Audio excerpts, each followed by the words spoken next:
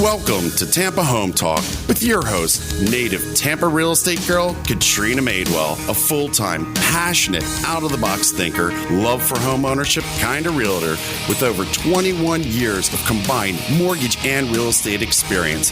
Tune in every week at this time for expert advice on everything you need to know about home ownership, finance, maintaining great credit, building wealth, and making your everyday life better, and how you can be financially successful today and tomorrow. Remember, love where you live or let Katrina fix it. Now, here's your host of Tampa Home Talk, Katrina Madewell. Hey, good afternoon. This is your host, Katrina Madewell, Tampa Home Talk. Thank you so much for joining us today. No matter where you're located, if you're here in the Bay Area, you're picking us up on one of our Stockholm network stations, we've got a great show lined up for you today because we're going to talk about how to buy investment property in today's market, and we're going to talk about some of the pillars of investment property because there's 4 different types of pillars when you talk about investment property. And the mission of our show here at Tampa Home Talk is to help you keep and maintain great credit, live within your means, and build wealth. And my team and I are absolutely passionate about that. So we love to bring you some of the wealth pieces here on the show. And so without further ado, I want to introduce our guest for the day. We have Chris Lombardo, which I had you on a couple weeks ago. And yes, thank you. Welcome back to the show. Thank you. Nice to be here. We're going to talk a little bit more about your synchronized success systems, which goes hands in hand to investors and people that want to learn. And we also have Justin Savich with Market Tampa. Welcome. How's it going? Nice to meet you all. Thank you. So, Justin, your background's pretty interesting because you started very young, like me. You're still young, I imagine. Like me, you look kind of young, unless you hold your age well. But your background, you graduated from University of Central Florida with a degree in business and a minor in real estate, yes, which not a lot of people do, right? Yeah. They kind of usually fall into real estate after a second career or something like that. And you've grown this company into 3 or 4 different companies? Yes. So you have a pretty amazing background, but please chime in, leave anything I didn't add in about your background because there's a lot of it. I read your bio and I was like, wow, I'm going to let him tell you about himself because he's got a lot of stuff to share. Thank you, Katrina. I appreciate it. That was a great entrance. But basically, I just had kind of started working in a real estate office when I was 14. So I think a lot of the things that happened with individuals. So what were you doing at 14? I have to ask that. I was actually doing a lot of the stuff on MLS back when you had to log in with that crazy internet sound, and it takes 45 seconds through AOL to log in, and doing entries like that. I was working the front desk. I joke with Aaron Davis because he's one of our show partners at Hillsborough Title. Because, he started, it was his mom's company, like you, when he was young. I was like, what were you doing? Picking the staples out of the paperwork? So, yeah. Anyway. But, yeah, and I think one of the great things that happens when you're in real estate at that age is it kind of wipes out the intimidation factor. A lot of people jump into it and look at it as these expensive assets, and it's something, outside of the box that you can't just understand. And I think that was one of the great blessings I had, was getting into it early and just not really being intimidated by anything or having an emotional attachment. I can really enjoy a house, but if the value isn't there or if I'm paying too much for it, it doesn't turn me on in the least bit. So kind of having that, I kind of saw the success that real estate happened. I saw some of the different waves of it, and I kind of realized I wanted to be in it. I think real estate outside of tech is probably one of the most profitable industries to be in even today. Right. Well, I tell people, when it comes to a home, even just thinking about a primary residence, for most people, it's their biggest asset, it's their biggest liability, and it's their biggest monthly payment. So, when you talk about investment properties, it would make sense that you would mention that. But we promised you guys a show on investing, and we're definitely going to talk about that. And we'll break it down real simple. But some of the 4 pillars that we see a lot is what a term called wholesale. Another one is fix and flip, which I think a lot of people are familiar with because of the reality TV shows around buying and flipping. And then also lease option, owner finance, and then buying and holding for rentals, which is kind of like an older school way that it was, people that have bought and sold forever are familiar with that. So you guys chime in, leave out anything else I forgot, but let's talk about wholesale. Who wants to take that first? Chris, you want to talk about what wholesale means? Well, exactly. I'd love to. And people get scared off. I had an email the other day. It says, don't you have to be licensed to do that? I said, no, you can buy real estate without being licensed. You can control property without being licensed. You might decide to buy it, but you can find another investor that wants to pay a little more than you for it, and you can sell the contract. Long as you meet the elements of contractual law, which we could go into, but most people that have been licensed, and they have to remember that each time they get their continuing ed credits, they have to know what contractual law is. Well, you have to do it by the law, but you don't have to be licensed to do it. You can go out and get a contract on a property, buy and fix it up yourself, or sell the contract for cash. You can also do that for terms, which means a person can decide to sell you the house with a lease with an option or some owner financing. Mm-hmm. That's what we refer to as terms. But specifically about wholesale, I want to try to explain that down, break that down in a simplistic form and explain it to the person listening. So wholesale is kind of like, really, it's what us insiders call buying and selling paper. Yeah, right? Exactly. So you have a house or a property of some sort, and you and I, we have a conversation. So it's a meeting in the minds. We put it in writing. That's the second element. We have some consideration pass. These are all the elements of contractual law. And we agree, both parties agree and sign. We have a contract. And you say, I'll sell it to you for $80,000. I say, great. So some consideration has to pass. It could be $10. It could be $1,000. It doesn't matter. Some consideration. So now we have a contract. I might decide to go ahead and put that in my portfolio. Or I talk to my financial partner and he says, yeah, let's keep this one. But then we look at it a little closer, and I have another buyer sitting over here that I know he likes to buy these kinds of properties specifically. So I give him a call, and I say, hey, why don't you go take a look at this property? He goes out, and he likes it, and he's willing to pay me $88,000 for it. And then he realized, well, it takes a little bit of fix-up and all, and he puts a $3,000 price tag on that. So I said, okay, here, let's write up a contract for $85,000. So I get a contract with him for $85,000. We go to the closing table with this paperwork and an assignment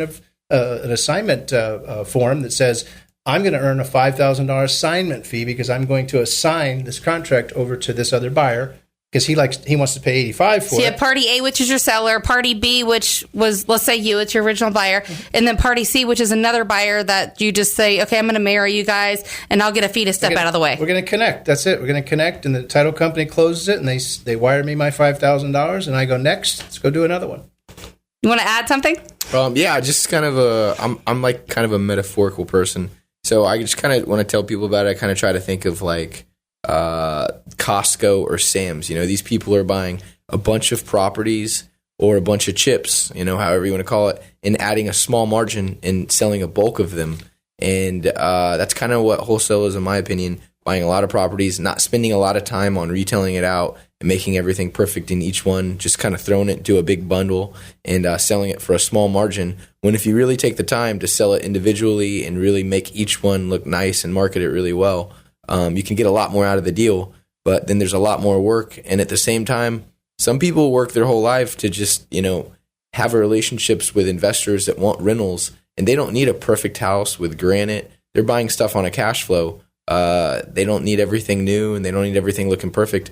They might be renting in somewhere around USF where they don't really care. They're going to get $900 a month, whether it has granite in it or whether it has, the worst cabinets ever, just because it's close to school and some student's going to pay for it. Right. I mean, you're always going to release properties near college for sure. So when we talk about the fix and flip, right, because that's like the hot topic, everybody wants to talk about that. We see all these little, come flip this house, let's show you how to do this or that. You want to chime in on that first, Justin? Sure. Actually, to was this where you guys started? And by all means, back up or jump in too. Man, did you start here or no? Well, I guess I could. Do you want me to jump into that? Yeah. All right. So the way I started was I was an agent for a couple of years, and I was fighting both sides, buyers and sellers. I mean, I've had deals where people would come and disagree at the closing table because the AC went out or something came back on inspection, and I was pulling my hair out. And I kind of just got this mindset to where I'm like, man, I just want to control my own properties. And if someone wants to buy it, good. If not, I can go on to the next buyer. And so I saved up enough money to buy my first condo. I bought it from the auction, and it was a condo which has to deal with HOAs. So if anyone's listening and interested in buying their first property, understand the let's say the extremities that come with homeowners associations. Absolutely. We did another whole show on just this, like condos and the HOA, because I mean we filled an hour worth of airtime just talking about that. Well, they can really bite you. So I bought my first one at a great deal to find out that there was about a $10,000 margin there. Well, at the end of the day, when I went to go close a couple weeks later, I found out there was a $15,000 homeowners association that I couldn't wipe out. So it was a negative. There goes that $10,000. Yeah, it was my first deal ever, and it was the worst deal I've ever done. And fortunately, I changed my mind to sell it. I was like, there's got to be another way I can rework it. And 2 weeks later, an attorney called me and was like, hey, is this Justin on the Market Tampa? And I was like, yes. And he's like, we messed up. We weren't supposed to let that thing go through. We'd like to give you everything you have for it and a profit. And I'm just like, this can't possibly be happening. So the HOA wanted to buy it back? No, the attorney, wasn't supposed to let it go to the auction. Okay. They messed up, and they were being represented by the owners. And they ended up giving me my money back plus a $10,000 profit. So I was happy, but I was so disappointed in myself. And from there, that was like the real like changing point in my life to where I said, if I'm going to do this, I have to know the ins and outs of it. So from there forward, I really learned and studied everything I could about the laws, about the different things that could go wrong, about the different obstacles, the different hurdles. I talked to as many professionals as I could. You know, you guys do all kinds of different schooling. I would go to stuff that you guys provide and learn as much as I could. And I think that that's what really helped me build a great foundation to understanding everything. And people kind of give you more respect when you really know what you're talking about versus just kind of like jumping into a situation. So that's how I actually got started. It was a nightmare. And you're probably, 18 at that time? Yeah, I was like, I think I was 20. I got my license when I was 18. I think I was like 20. So you're buying your first property, you realize, oh, man, I might have just had like a $5,000 loss here and wasted my time. A lot of people might have just pulled their tail down and like said, I'm out of here. I'm not doing this for me. I'm out. But you took the time to get educated, and really that's a big part of it. And Chris, I know you talk about this all the time, and we're going to share on a little bit later in the show. Education is key. Yes. So don't just, if you don't have the education, get it, and or at the very minimum, have somebody you trust. Yeah. Somebody like me that's been doing this for 22 years. Exactly. I can answer a lot of those questions. But we'll tell you about those HOA liens and things like that. Yeah, and also something that everyone today gets to miss out on is the real live auctions. And paying. That's a great point. I'm so glad you brought that up. I love the real live auctions. It was probably some of the funnest times of my real estate career. But so clarify, because you're talking about courthouse step auctions, right? Yeah. Not the auctions we're seeing now in the MLS like Hubzu, which is kind of a joke. Like for a real buyer, they can't compete with that, with the terms in that. It's all manipulated. So courthouse step auctions. Yeah, courthouse step auctions, you meet a gang of people that have real capital, that are putting real risk on the line to possibly invest in properties they don't know a lot about if they haven't inspected them. And it's a great group of people that were there. But the funny thing that I should have known is no one was bidding on this property, and I got it really cheap. And I'm like, man, I can't believe I got such a great deal. Looking back on it, if I would have been a little bit more experienced, I would have probably realized, hey, no one's bidding on this. I probably should do a little bit more research. What was it, liens? It was a foreclosure. Well, the HOA. Oh, that one. Okay. Yeah, that was the first one. So that was a bad experience. But but by far, the actual live auctions were some of the funnest times. I mean, it got really hostile. Some people wouldn't like certain individuals. They would bid the properties up higher just because they didn't want that individual to get in. And some other funny things that happened was it was really a small niche group of people, like less than 30, that were bidding. And if a new guy came in, they would pay more for a property just to keep them out. And you can't do that anymore. It's so funny, that competitive market. It was very competitive. It was really, really fun time. So going back to like the fix and flip, are you seeing many people still buying? Are you guys still buying stuff on the courthouse steps? And that's changed, by the way, that whole process. Well, I think wholesale was a great market. And a lot of the reason why I feel that it isn't there is because that whole buyer's market is being eaten up by these institutional funds. And they've worked really hard to wean people out. They've worked really hard to go direct with REO agents, with short sell people, with big agents that are moving big things, even Fannie Mae. Let's talk about that and break that down a little bit, because you're talking about institutional investors. And when you say institutional investors, you mean like the hedge funds, the people that are taking the pools of money and they're buying properties. And then I don't want, what you said was so subtle, I don't want it to pass for the person listening.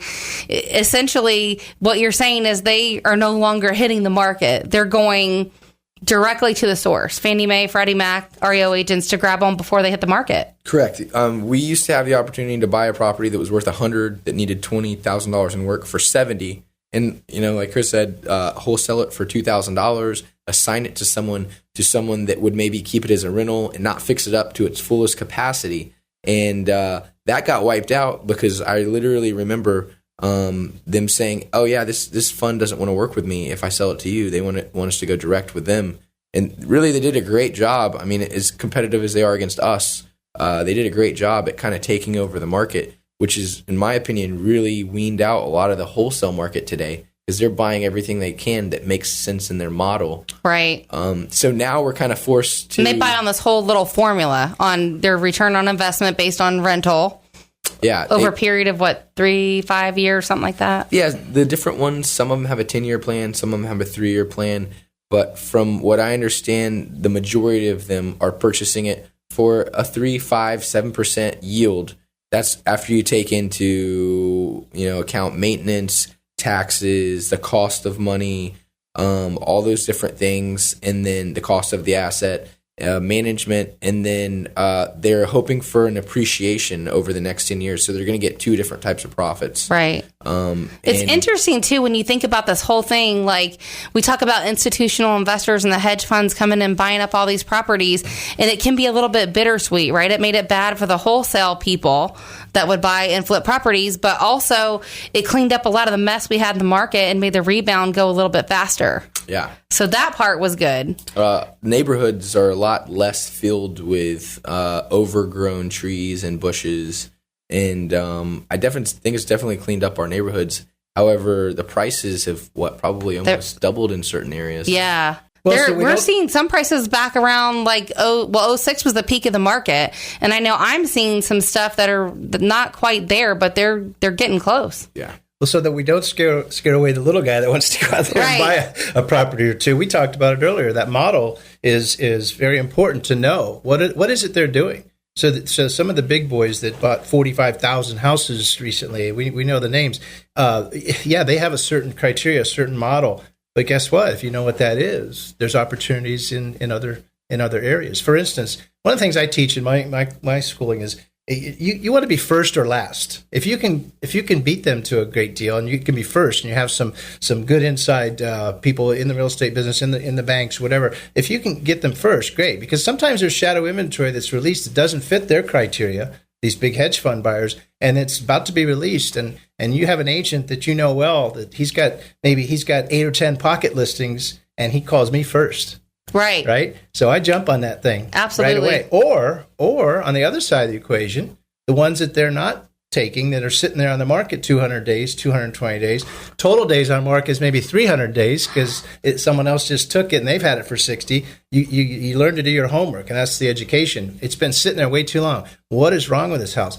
Short of a sinkhole up in Pasco or Hernando County, short of a sinkhole type property, or short of a meth lab, or Chinese drywall. Yeah, or Chinese. Yeah. Then we can fix a house. It's just a lot of investors are passing them up because there's too much work. Now, when we do a maximum allowable offer worksheet, we work it backwards. What could this thing sell for in the pristine condition? And let's get all those costs factored in. And then we also have a little oops factor because we all make mistakes. Because you find out first time, right? The MISC line. Yeah, so you have, and I just call it oops. I put it right up, oops. And so we have that little fudge factor, and so you're well buffered, you're covered, and so you have this MAO, this maximum allowable offer, and that's the ceiling. So I teach my students, just go a little bit below that, and you're still really good. You're really good. And you can get these properties that have been sitting there too long because everybody else is passing them up. We're going to take a really quick break. When we come back in just a minute, we're going to dive in a little bit more to some of the lease option and owner finance, and then the buy and hold for rentals. And we're going to continue this whole conversation. We're having fun. We're here with Chris Lombardo and Justin Savich. I'm your host, Katrina Madewell, Tampa Home Talk. We'll be back in just a minute.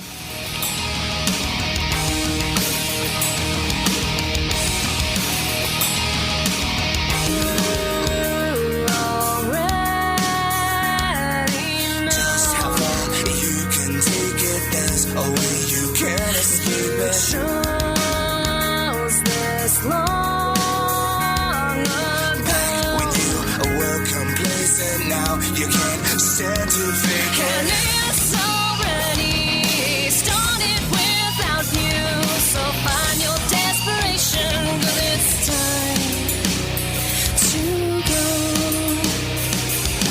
You've heard this before. Interest rates are at all-time record lows. But if your interest rate is 4% or above, you owe it to yourself to call Silverton Mortgage Specialist. Silverton is a direct lender, and the best part about this is that the entire loan process is handled in-house. From application to close, we do it all in the same building, which means that our loans close fast and our clients know what's going on every step of the way. Our contact info is located on TampaHometalk.com under Radio Show. What makes Silverton different?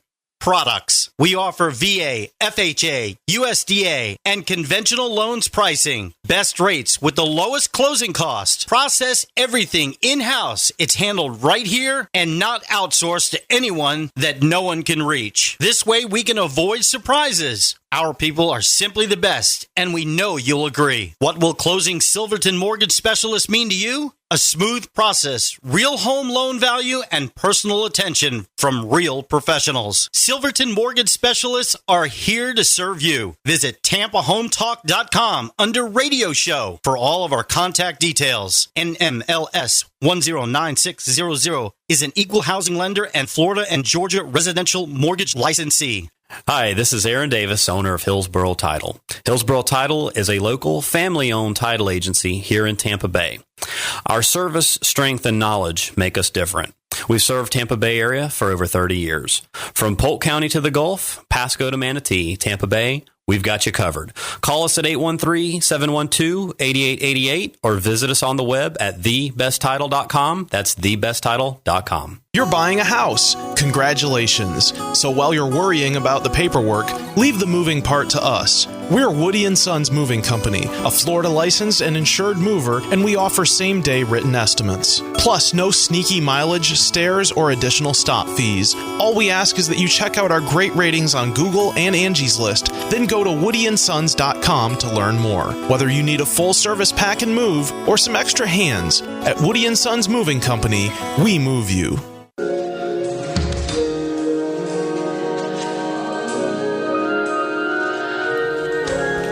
Welcome back. You're listening to Tampa Home Talk. Thanks so much for rejoining our show. We are having a fantastic conversation today. One of my favorite shows, talking about real estate, but the investing piece of it, which is so much fun. And I know before we left off, we said we were going to talk about owner financing lease option, which I get that question a lot. Like, is that stuff still around? Mm-hmm. And if you missed any part of our earlier show, you definitely want to check it out in its entirety, because we had a whole conversation about wholesale properties, fixing and flipping, and also buying stuff on the courthouse steps, which we get pretty often too. Catch us, Tampa Home Talk, on Facebook, Twitter, across the web. It's all on a podcast, so you can catch the whole thing. So lease option, lease purchase. We get this all kind of stuff, and I explain it. So, you know, lease purchase, I say, comes with not only a lease, but a contract. Lease option means you can buy it if you want to, but you don't have to. Yeah, and if you get all confused like that, it's, you know, people say no to what they don't understand. So I make it very simple. You know, we might advertise rent to own and that type of thing just to get the phone ringing. But when we have properties we're going to do on a lease with an option, or if we're advertising for buyers that need that service, then they understand. We go over that thing, all 27 provisions of my lease agreement. They understand it very clearly how it all works. They don't own anything. They don't own anything until they exercise the option side of the agreement. That's two separate agreements. I've been in front of judges 8 different times on you know, eviction proceedings, and all of them we've won because our paperwork's very clean. You know, they understand there's a $500 security deposit. That's the only time we use the word deposit. On the option side of the agreement, it's a separate agreement after we get done talking about the rental agreement. And they understand that, yeah, with $10,000, $8,000, whatever it is they put down, it's not a down payment. That's just a term. Down is up front. So we call it non-refundable option consideration. There's nothing vague about that. It's non-refundable. It's option consideration. There's no down payment. You're not buying anything. See, it's not an obligation. It's a, you know, that there's bilateral contracts and unilateral contracts. A bilateral is you're selling, I'm buying. We have an agreement like we talked about earlier, and that's a bilateral. Both parties have to perform. Yeah. and or else we could sue each other for specific performance. You know, in an option, it's an option. You have the option to walk away, so you don't have to buy this house. The seller has to sell it to you if you go through with it all. But they have to understand that they're just leasing a house with the rights of a tenant. And on the option side, they have to eventually come up with the money to buy the house. Now, we do give them one little incentive, 2 actually. One incentive's negative if they don't perform, they don't pay the rent on time. There's a penalty. Okay, so they have to come with non-refundable which they would have funds. in any other lease anyway. Exactly. So that's the negative one. But I also encourage them with the positive side of the incentivization. I say, look, you intend to pay me on time, right? You said you did. Yeah. Okay, everybody does.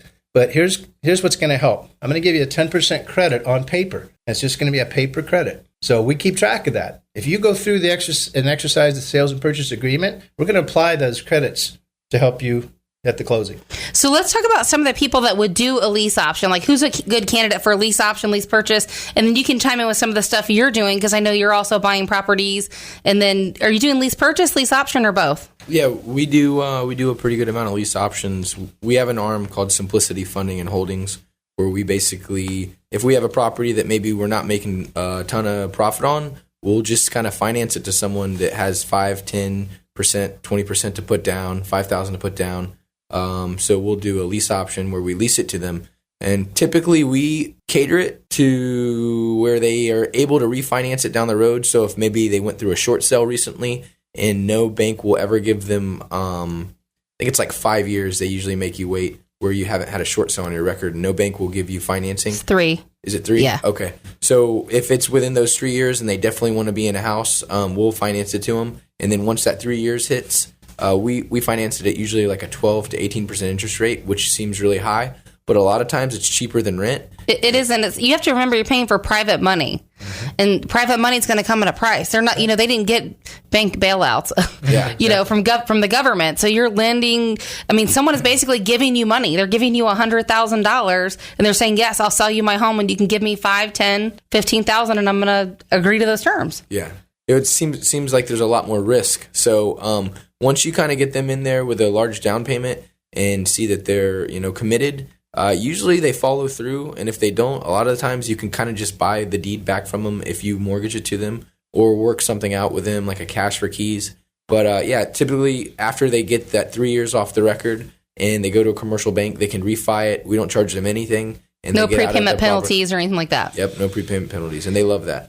Which to me, I would think that's a win-win. And we've seen, and I'm sure you have too, and you could share some stories, but I know in 22 years, I've seen all kinds of stuff, bad business partners that could make for impact on someone's credit, where that would make them cause to not be able to get an institutional loan, meaning like a Fannie Mae or a Freddie Mac or an FHA loan. Yeah. So that's where what you offer and some of the lease option, lease purchases are a pretty good deal, I think, for that person. Yeah. I would rather do that than rent a property. Oh, yeah.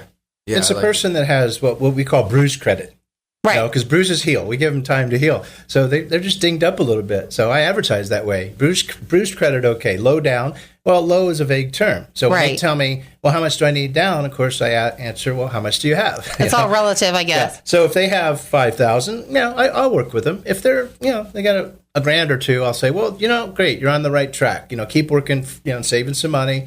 Call us back. Our program requires whatever I might say, 5,000 or 6,000. I would imagine it's not always for people with bruised or dinged up credit. Like sometimes you might have even like a self-employed person that can't prove their track record. Right, yeah. I mean, a lot of these programs we had, like stated income and that type of stuff, those were meant for self-employed people and they got abused and now they're gone. Yeah. So, I mean, it hurt that type of buyer, but you might have someone that's newly self-employed. If you're self-employed, we were talking about, buying and selling businesses a couple weeks ago. Essentially, you're not going to be able to get a loan if you've been self-employed for a year or less. I mean, you need at least 2 years, and then they're going to be looking at your numbers hard. Yeah, that's exactly right. It's an excellent point. I teach nationwide, and here in Florida, it really behooves us to stick to our lease option program, and here's why. If we offer a land contract for deed, which is part of owner financing, it's a purchase and sale agreement. If they do fail to pay, I mean, we're in foreclosure proceedings. Right. Evictions in Florida are a lot easier than foreclosures. So absolutely. So we want to protect our investors' monies too, because they want to know that property is protected. I mean, people can squat on a house for a long time if they have a purchase and sale agreement. With an eviction, I can get them out in 30 to 45 days typically. And you were going to say? Speaking of the regulatory issues that's came up since the bubble kind of popped in 06, 07, oddly enough, 08, 09, 010 were good years for me in real estate, because as hard as it was to sell stuff, you were also able to purchase stuff at a huge discount. Right. And we actually kind of strategically formed a model where it worked in the market, and we were able to sell stuff under market value quickly, and it was nicer than anything else. And we did well, and we grew really quickly. And the largest problem we found was equity in Tampa. There's no hard money lenders. It was really hard to find money to build the business because we didn't have a long track record. And this is from a business, not an individual standpoint. No banks would give us funding. And it was really hard to grow from a capital standpoint. So after we did start to do well and establish that commercially, that's one of the reasons why I created Simplicity Funding. And also Chris has a similar hard money business, is because there are guys out there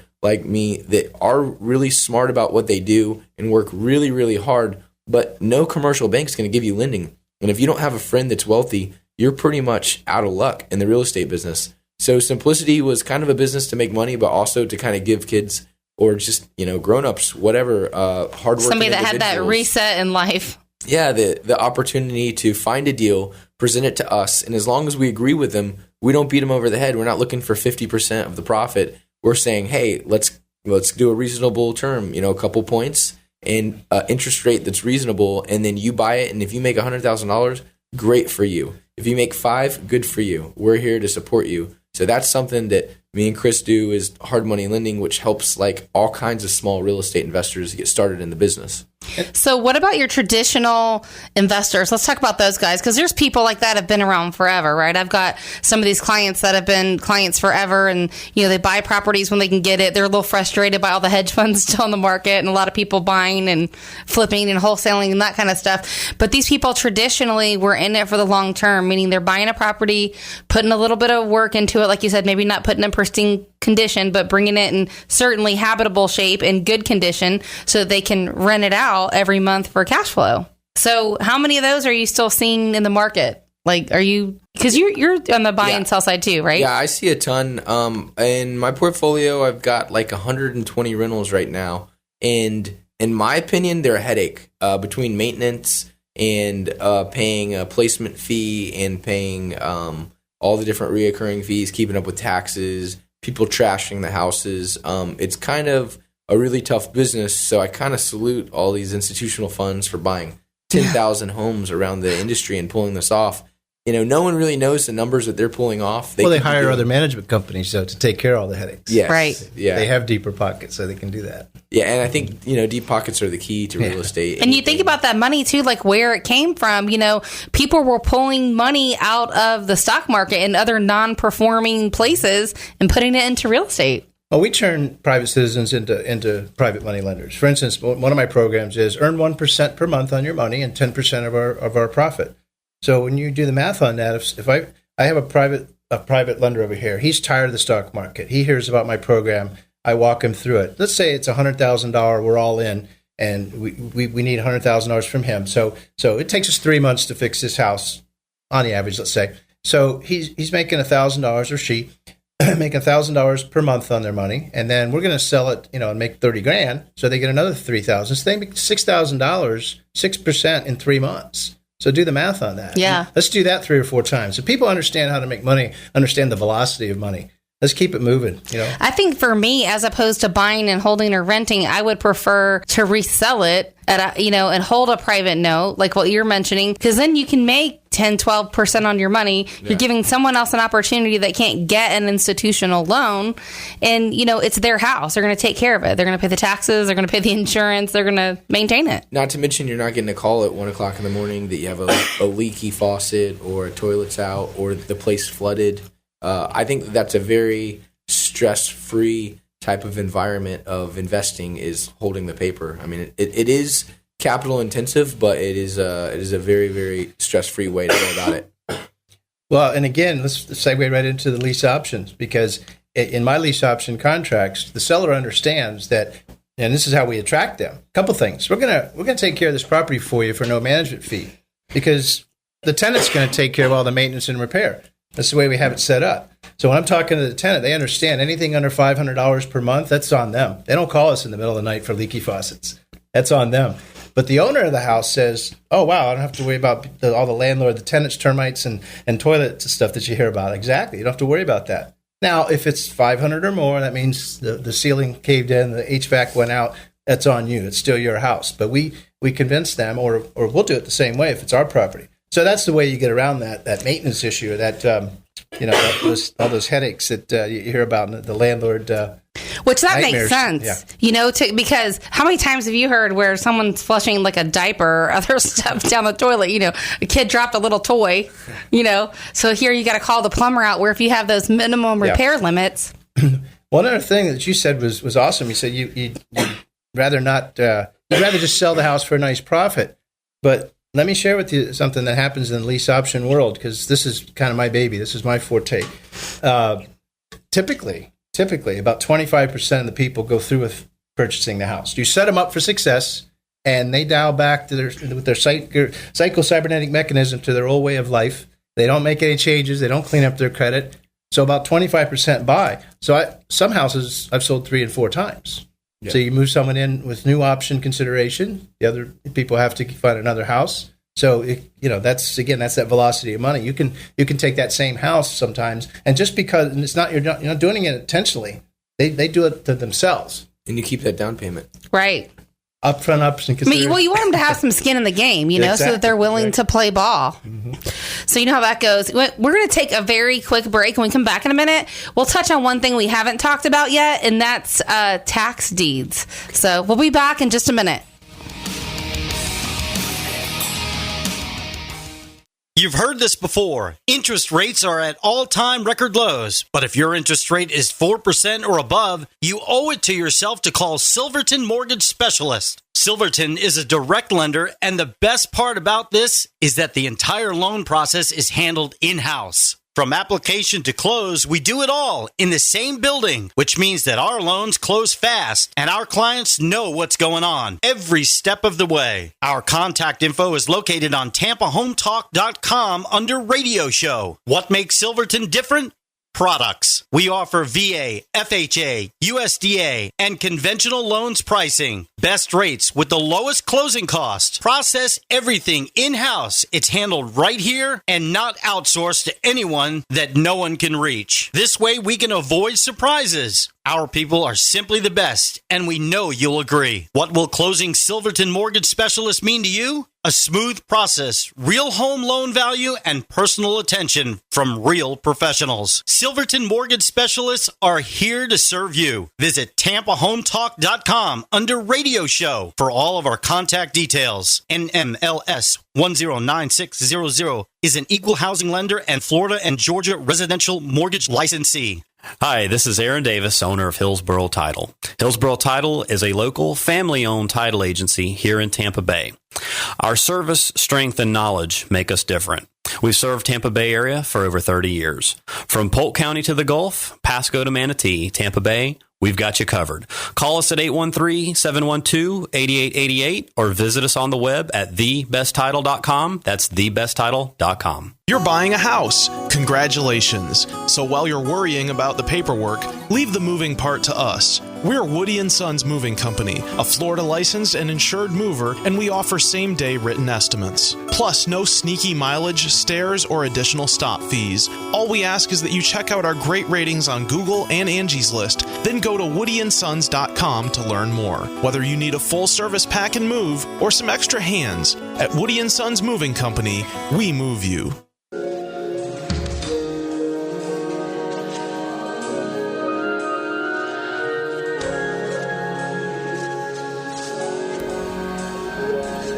Welcome back. You're listening to Tampa Home Talk. I'm your host, Katrina Madewell. If you missed any part of our show today talking about investing in real estate, especially in today's market, right? Whole different conversation than we might have had 5 years ago. Definitely check out our show in its entirety if you missed any part of it. Just search for us at TampaHometalk.com. We're on Facebook and Twitter, and all of our shows are available on a podcast. Welcome back, Justin Savich and Chris Lombardo. Appreciate having you guys here. You guys bring a wealth of knowledge to the table in the conversation today.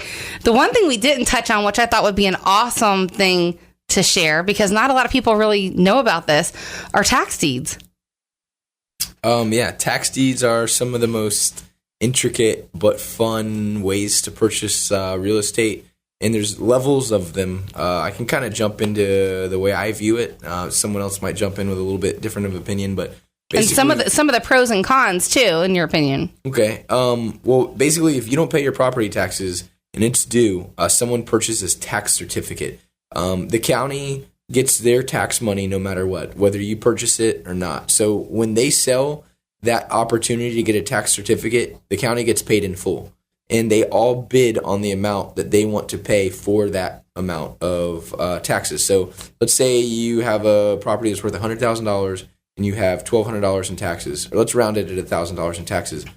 And there's some late fees on there, say 8% late fees. Someone owes $1,080 in taxes. You buy it, and everyone bids how much they want. It starts at 18%, and then you bid it down. So it might be a great piece of property that you know someone's going to pay off. You might get 2% on your money, and a lot of these institutional funds, not like the residential funds, but even like stock exchange funds, stock market funds, will buy it, mutual fund money. And those used to be a lot higher. The rates on those used to be a lot higher than we're seeing today, right? Yeah, it's gotten competitive. It's gotten really competitive. And another reason why it's gotten competitive is because the counties are bringing everything, more technologically savvy, and you can get it online. You can be in New York and bid on these tax certificates versus having to go down to the courthouse step. When we're bidding at the foreclosure auction, we could be bidding in someone in Asia or, England or California or right next door. But back to because it's all done online. It's all done online now. So once the tax certificate is issued, you have to wait 3 years to bring it forward to the tax deed. But sometimes people wait 10 years because they're just making a return on their money and they don't care. And sometimes as soon as the 3 years is up, they exercise that ability to take it to tax deed. And what that means is you're taking that certificate to tax deed saying, hey, I'm selling this tax certificate.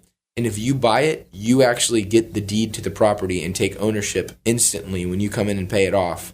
And the person that has it loses all ability to have any type of control or ownership to that property. And it's kind of a lengthy process. You have to inform everyone. It has to be like publicly noted.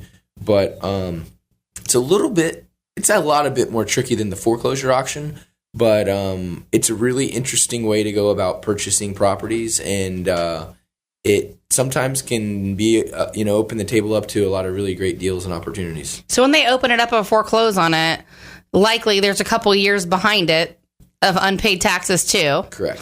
Which, if I have a tax certificate and I'm taking the property, what, certificate of title, is that right? Yeah, you're taking it to the tax deed where you're actually offering the deed for those funds. So say a lot of times there will be, let's say the property that happened, someone bought it at a 10% interest rate. So 3 years later, that $1,000 in taxes is now $3,000 in taxes plus the 80 and 80 in interest, which could or could not compound. But let's just not say it's compounding for simplicity. So that's $240 plus the $3,000. So that particular property would be offered on tax deed for $3,240 plus some court fees. You go up there. If no one else bids, you can actually take ownership to that property for $3,240 plus whatever. Therein lies the challenge. So if you have the tax certificate, wouldn't you try to buy that your own certificate? Yeah, a lot of people do. But it's an auction, and then it gets bid up to be competitive, and then it becomes manipulated. It's a challenging arena. It's an excellent arena if you really know what you're doing. Either way, you're going to make probably a little bit of money, right, on that bad tax bill. Yeah, sometimes a little bit of money. Yeah. On the interest. Right now, it's such a competitive market. Everyone's looking for great deals that you can buy them close to what you can with a normal sale, but there's a lot of cons to the tax deed. One of them is you can't issue title insurance without a quiet title. And correct me if I'm wrong, but I believe there's a 4-year interim where you have to wait before someone will issue any type of title insurance, or you can do a quiet title, which is costly and timely. Right. You have to pay an attorney to go through and basically get everyone the title to sign that, hey, I have no claim to this property. It's absolutely yours, and there's not going to be anything down the road comes back to bite this title company in the butt. And liens, right? Other liens a lot of times transfer with that property. Oh, yeah. That's the tricky part about tax deed is, I think, don't quote me on this, divorce liens last for 90 days or 6 months, but then they get wiped out if no one claims anything. There's a whole lien line in Florida, which is like where stuff falls and who's superior. Are becoming very, very they kind of pushed their way up there, didn't they? Did.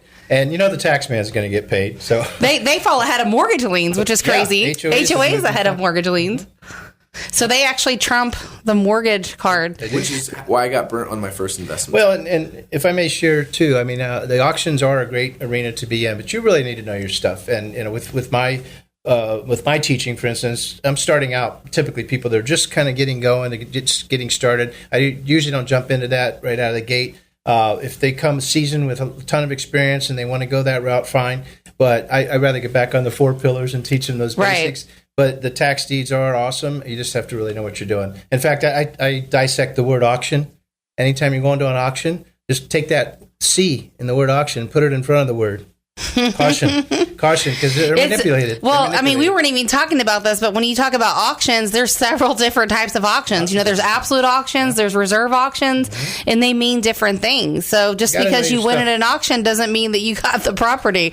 I teach my students to go to the auctions and find cash buyers because there's real players at those auctions. Right. Get all their cards. Some of the things that I don't like in the paperwork that comes with auctions, and this is why usually they're good for cash buyers. I don't ever recommend to anyone that's getting a loan is because they have no contingencies. Yeah. So there's no contingency to do a home inspection. There's no contingency for them to get a loan. And they even have a contingency in there about title insurance. I don't know if you've encountered that or if you can share on it, but... Yeah, like auction.com or something. Yeah, I mean, the stuff I've read says they don't even have to insure clear title. Yeah, Williams & Williams and auction.com, some of them, they're extremely risky. You get issued a quitclaim deed. They are not giving any equitable warranty deed or any title insurance. And on top of that, you really got to be careful. You're getting hit with a $2,500 or $5,000 buyer's fee, which means if you buy a property for $100,000, you're paying an additional $5,000 to that company for bringing it to your table. And also, if it's a $10,000 property, you're paying 25% more or 50% more for that asset because you're getting hit with a $5,000 fee no matter what. You really got to watch those fine lines when it comes to the online auctions. They can be very, very tricky in my opinion.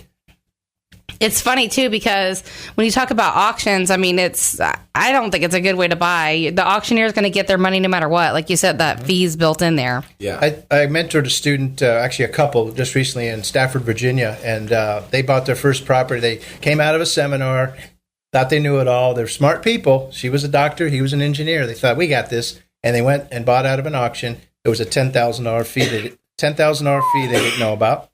Right out of the gate. Then they went to a hard money lender that they didn't understand how money worked and cost them a small fortune too because they didn't know what they're doing. And then they called me to come out and work with them. So a little too late, but I managed to help them a little bit. I would say, definitely with the intricacies of real estate, you have to know what you're doing, whether you read a ton like Justin did, you work with somebody that's been experienced for 22 years like me, or you partner up with somebody like Chris that can share a lot of your knowledge, work with you one-on-one and kind of hold your hand.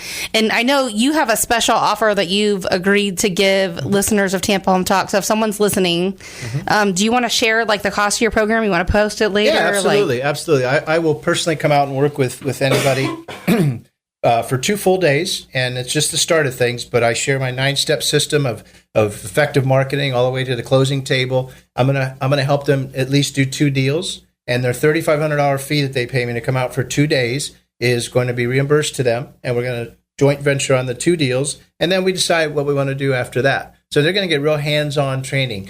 Someone that's been doing this 15 years and taught all over the North American continent. I kind of have it down. I've got a nice system in place. They can just plug in. They don't have to recreate the wheel. They go out and try to do this on their own, and they could make one of these boot camp mistakes that we're talking about. So, well, that's the thing. I mean, when you talk about, and your normal fee is $3,500 for one person, you've agreed to take $500 off if you've heard it on Tampa Home Talk. And if you're a partner, like 2 people or a couple, it's typically $5,000, and you'll do it for $4,000 for our listeners. Yep. So, I mean, when you think about that and using that example that you just talked about, $10,000 in auction premium, plus, if you get hit with any other HOA fees, like you mentioned earlier, Justin. I mean, there's layers of stuff that you could get. There's a lot of moving parts. Not to mention, even, can you imagine a title hiccup in the middle of that too? Exactly. I mean, that could be several $1,000s liens that attach. We didn't even talk about the IRS, like where they come into play. Yeah. I don't understand how they work. That's why I have a CPA. But those are things like if you're buying, via foreclosure or anything like that, you should know that kind of stuff and at least do a quick title search on it. Yeah. There's like the long if you hold an asset for more than 1 or 2 years, you can go down on how much you get charged. Well, it's a year and a day. It's a year and a day. If you hold a property a year and a day, you get treated with capital gains. And capital gains for the small-time investor is still around 15%. If you're an accredited investor, you're getting hit with 20%. But it's still not as bad. I mean, if you sell a property in 3 months, you're going to get hit with ordinary income kind of tax, and I'm no CPA, I don't mean to be, but that's basically But what you see is capital gains between 1 year and 2 years. After 2 years, you don't have it. No, there's still going to be capital gain. No, okay. See that now, and then there's a lot of other little loopholes. If you buy a property you move into and you stay in it for 2 years while you're fixing it up, and then you sell it after 2 years, you're basically, you can sell that house tax free up to $250,000, or if you're a married couple, it's either $500 or $550, I forget, but so there's a threshold. So a lot of people just start out with that strategy. They just go fix up a house. They live in it for 2 years while they're fixing it up, put it on the market, make themselves $100,000 tax free. Or the next level is you roll it into what they call a 1031 exchange. These are all the little things I teach. And 1031 exchange could be another whole show in itself. Exactly. But they're awesome.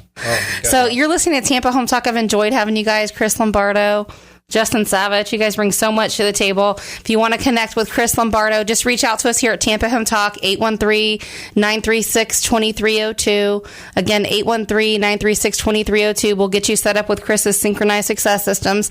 And Justin, you have things to offer also, right? Like some of the lease purchase we were talking about? Yeah, I don't do education like Chris, but anyone that is looking for assets, or maybe needs help with seller financing or anything like that, or just has a great idea that maybe they need cash infusion for their business or hard money for an investment that they think is a great deal, we're here to help you guys out. You want our phone number? Awesome. Yeah. If you want to give it out, but we'll give out our number again too. And we're going to post your show card at tampahometalk.com. Perfect. So if someone's listening, you can just go look for Justin Savich and your information will be on there. So our phone number is 813-936-2302. And it's, Market Tampa is yours. And you're listening to Tampa Home Talk. Thank you so much for joining us today. You can catch us here same time, same place next week. If you miss any part of today's show with investing in today's real estate market, you definitely want to catch it in its entirety. Had a fun conversation with you guys today. Thank you so much for being on air with me for this week. We're out. 'Cause it's a long, long way from home. There's no reason to belong. How we end up here at all. And I think it's time to think it's time to think it's time to